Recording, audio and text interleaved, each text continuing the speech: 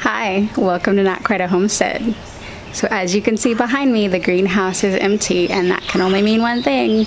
It's moving day! All the plants have been evicted from their happy little home in the greenhouse, and they're gonna go out into the raised beds and containers today. So there's a ton going on out here.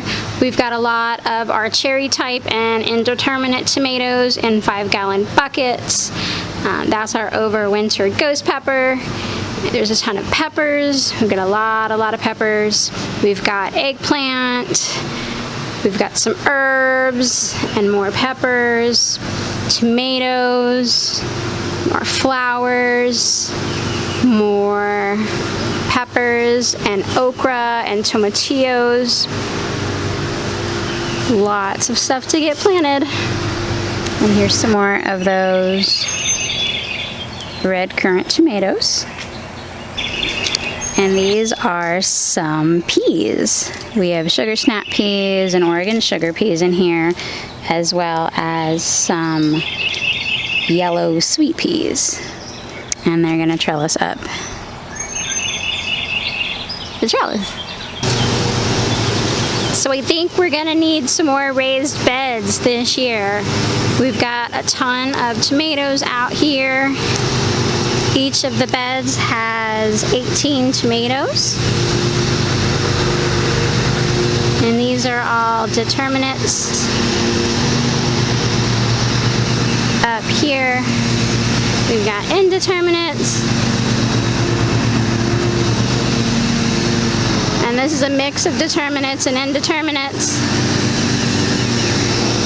And this bed over here is indeterminate and some peas in the back over there that are doing really well. I'm planting the rest of our tomatoes. And we're gonna need some more raised beds, I think. We overdid it a little bit this year. We had a lot of old seeds and we were concerned about the germination rate, so we started them all, and most of them germinated. But at the end of the day, honestly, it's a good problem to have. We love tomatoes, and they're so versatile. I mean, you can eat them fresh, you can cook with them, you can preserve them, and that's what I'll end up doing with a lot of them, is I'll end up canning them. And I'll make sauce, and we'll dice tomatoes up, and I'll make enchilada sauce, tomato sauce, pasta sauce, just all sorts of different ways to preserve your tomatoes. And of course, Eric's favorite way to eat them is to slice them up and eat them on a BLT. So, somebody recently said to me, why do you spend so much time and money to grow something that you can just buy at the store?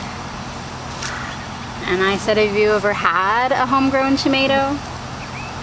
And they say, well, you know, I can shop at the farmer's market. And yeah, that's true. You can absolutely go to the farmer's market. But for me, there's just something special about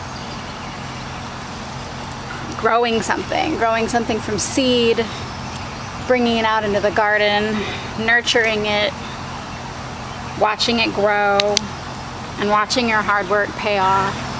And then of course there's just nothing like a homegrown tomato.